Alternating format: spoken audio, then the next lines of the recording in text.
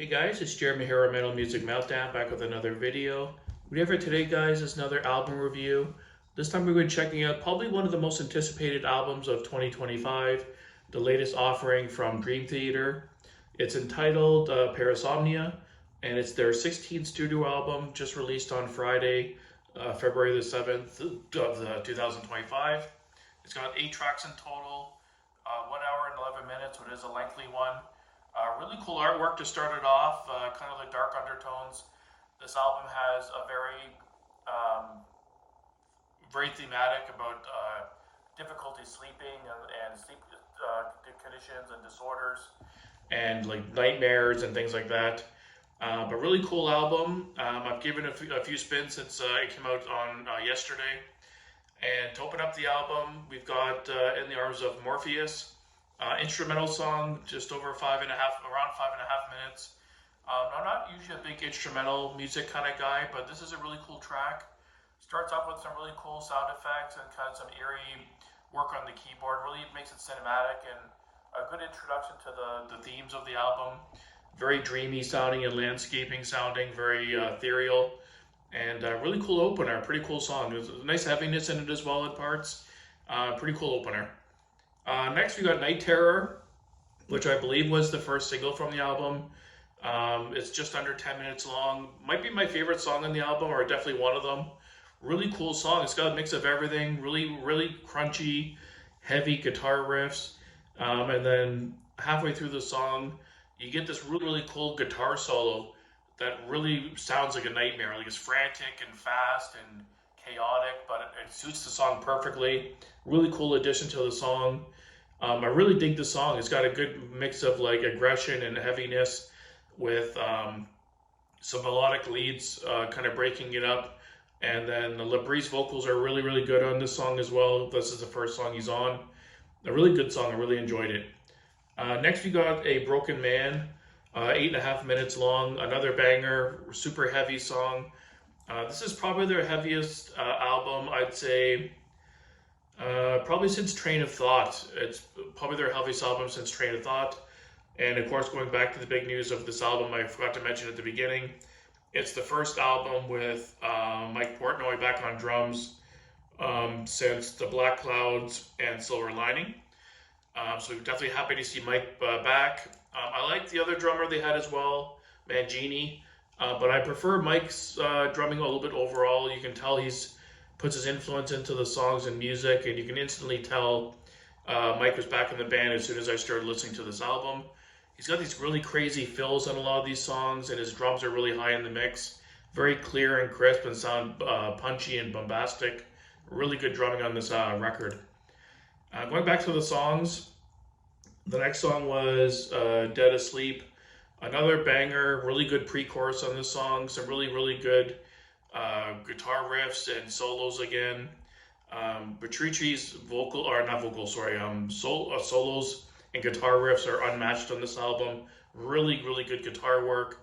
Everything from crunchy riffs that get your head banging, super heavy and kind of dark sounding, to these really beautiful melodic leads and really intricate guitar work.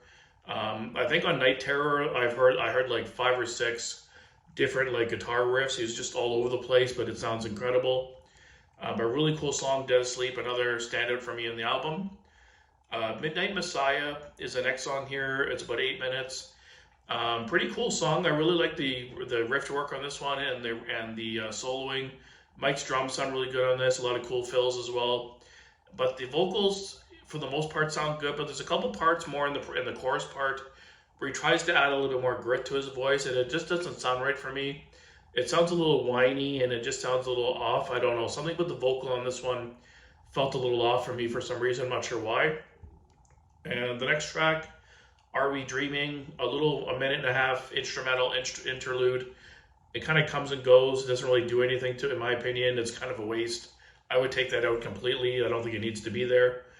And then we go into Bend the Clock, 7.5 minutes. This is a really interesting song that when I first listened to the album, this song kind of really threw me off at first. It's kind of a ballady, kind of power ballad song. It's kind of hard to explain, but it's very different than the rest of the album, not quite as heavy. The beginning part, Labree's vocals are very soft and subdued compared to the rest of the album. The riffs are more, the music is more kind of brought down a notch, not heavy. And then about 3/4 of the way through the song, it kind of turns into this kind of majestic rocker, kind of with a pop hook on it. Kind of interesting song, kind of like a power ballad, but I was kind of mixed feelings on this song. It didn't quite mix the rest of the album, but it was a nice change of pace at the same time. Beautiful song. Labree's vocals are definitely the standout on the song. Really nice melodic guitar solo as well near the end of the song, about 5 or 6 minutes in. Really nice melodic solo in this one. I like the song, really beautiful, but when it kind of blends with the album as a whole, it seems like it doesn't belong in a way. It seems out of place, but nonetheless, a beautiful song. And the last song on the album, the Shadow Man Incident, almost a 20-minute, progressive metal epic. It's got a ton of different parts in it, some really cool melodic leads, and then there's some really crunchy, almost thrashy parts in the song, super fast and high intensity. And then you even get some kind of more slowed down, kind of darker passages that kind of bring back that ethereal kind of feeling and dreamscape. And the use of keyboards and synths and stuff on this album is really good as well. It really adds a dimension to the songs where it really adds to that cinematic feel and like the dreaming and kind of dream state kind of feeling, and or they play along with the guitar riffs where it kind of really adds a thickness to the music and a density. Really good keyboards on this album as well. Overall, I really enjoyed this album.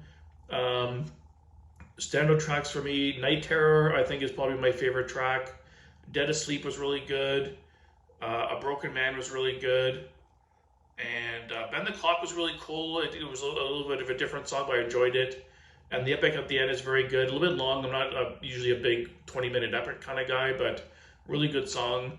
So I'd say with Night Terror, Dead Asleep, and Broken Man, those songs in the middle, were probably my 3 favorite overall.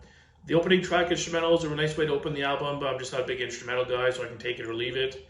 And the interlude, the 1.5-minute interlude, I think is kind of a waste. That doesn't need to be there. Overall, I really enjoyed the album. Production's really good. Drums are punchy. Guitars are heavy. The mix is very clear. You can hear all the instruments very well. Portnoy's drums are very high in the mix. They're very clear, and you can really hear those intricate fills. When you're listening to the songs, when you hear that drum fill kick in, you're like, wow, you really notice it. And the guitar work on this album is unmatched. Really good riffage, good riff writing, and really good melodic and heavy solos. And I think the drumming and the guitar work were the 2 standouts on this album. But vocals overall were really good, and keyboard work was really good as well. Good production. Overall, a really good album. Probably my favorite album from Dream Theater, I'd say, since, let me see here. Probably my favorite album from them since maybe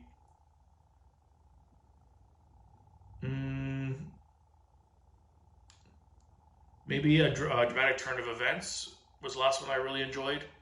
The last album was pretty good too. The Astonishing is not good at all, but yeah, really solid album. Definitely one of their heaviest in a long time. For a rating, I'd probably give it, like an 8.5 out of 10. Really solid album. The instrumental, I can take it or leave it. The interlude kind of brought it down a bit. I didn't need that. And the one kind of power ballad song kind of threw me off a bit, but still a good track, but it kind of had mixed feelings on that track. But overall, really solid album. I'm definitely going to give it a lot of spins. It's going to get a high rotation for me for sure. Let me know down below what you thought of the album. Wasn't too many bad things to say about it. It was really solid. And stay tuned for I'll probably review the new Ginger album maybe tomorrow.